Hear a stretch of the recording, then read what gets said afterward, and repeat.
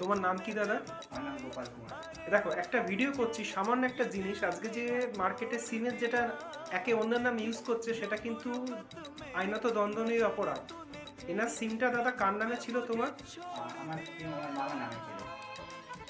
এনার সিম এনার মামার নামে ছিল, কিন্তু বর্তমানে যেটা হচ্ছে কেওয়াইসি ট্রাই রুলস করেছে নিজের সিম ইউজ করতে পারবে। ইনি কিন্তু সিমটা কি করে দিলাম তোমাকে, আমি নামটা চেঞ্জ করে দিলাম। কি করে করলাম?